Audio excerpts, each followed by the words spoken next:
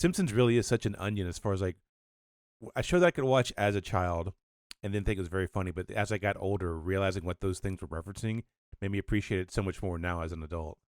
I'm working on, and this show even. I'm about to turn 40, and there's that joke where Bart goes, "Ask Klaus von Bülow." And Yeah, I've yeah, always, as a kid, you know that thing where you get a joke enough to laugh and go, "I yeah, understand the joke structure. I accept it as a joke," but I yeah, never ever knew, yeah, and yeah, still don't know. And now I looked it up, and I'm like, "Oh, that's fairly interesting. We could do an episode on that." yeah, So like, yeah, I also just had my first kid, and I feel like just telling him all you have to do is learn how to learn stuff. yeah, And if you're yeah, interested, pretty much everything leads to everything. You'll eventually yeah, know yeah, everything, or at least yeah. everything you're interested in. Just, like follow those interests. So, speaking of following interests, I got to ask is there anything interesting about how you ended up with the Futurama gig?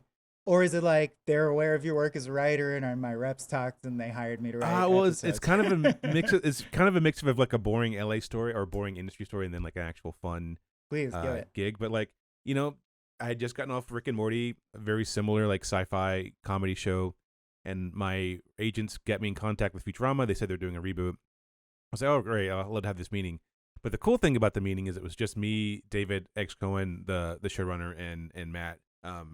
Matt He's the one who's Groening. actually my idol. My Yeah, he's idol great. is He's such a David. Yeah. smart, sweet, Yeah. nice, incredibly funny man.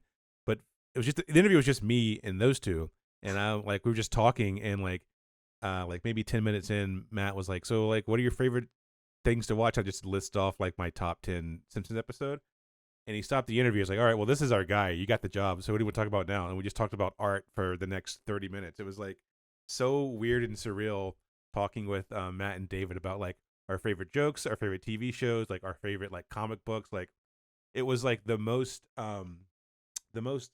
low stakes job interview I've ever had in my life, and like that's the energy that Amazing. they basically had for the series of the show. Like everyone's laid back. You can tell they've been working with each other forever since like Harvard days. Right, of course. Matt's still plugged in. He's still got thoughts, and he's still funny. He's still sharp, and he's also like the nicest, kindest guy I've ever had the pleasure to work with. So like, it truly was like a cool mix of like typical like industry had this meeting, but then like meeting with the people and realizing they were Kind actually of real human beings sacred. is like great. Yeah, Yeah. it was one of my craziest surrealist moments I've had. And I would have guessed that Matt is still finds it fun to at least come in and shoot the shit and is still sharp, but it's nice to hear it validated for sure that recently at least. And how did that work in the modern like post COVID era? Where was there a writer's room? Did you just circulate it around or what was that Yeah, so we situation like? were it's post COVID, so like nothing but Zoom. Everyone was in Zoom, which was nice because like some of the writers were one of them's in like was in the on the East Coast, who's now in Canada. One of them was in Washington, so like we were all sort of all over the place. And Matt would sometimes zoom in from Hawaii, where he has one of his houses. And I was going back and forth between the West Coast and East Coast too. So like it was great for me as far as like Yeah. flexibility. Also, again, you can tell those guys have been working together forever because they just know how to like craft a joke, and like Right, truly just right. watching them craft a joke and being like, oh, there are like levels to this is like really it was like just a master class in like The how to be joke funny. math is what we'd call Yeah, it at when yeah, Cracked had a real writer's room.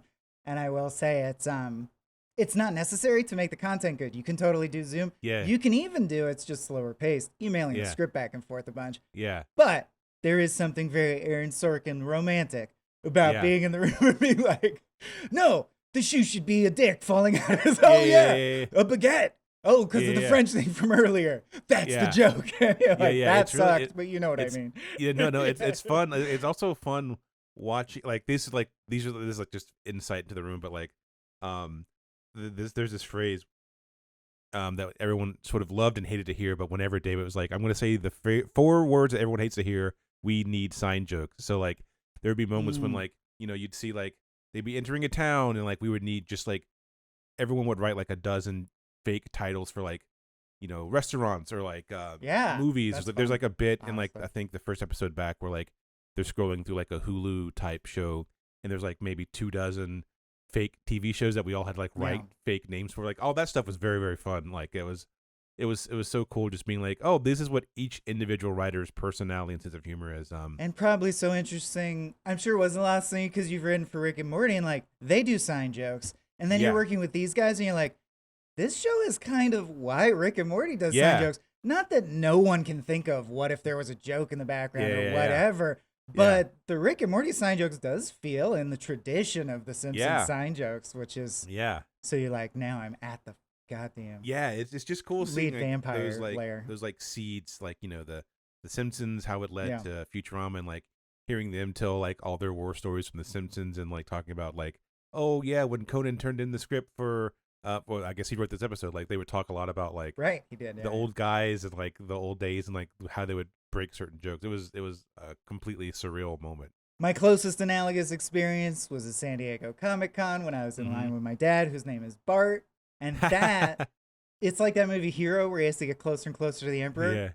Yeah. You stood in line to get a Simpsons drawing from one of the animators, and Matt just signed them at the end. But my dad said he wanted Bart because his name was Bart. Matt overheard that, said, bring them over here. I'll draw him a Bart. And did a, you know, like, hey, I'm sorry I ruined your name, bro. You know, because he's a cool guy doing some fan service. And then as he was there, I was like, can I get a bongo? And he's like, your kid knows bongo from Life in Hell? And he drew me like a whole Life in Hell stack. Oh, that's awesome. That's so cool.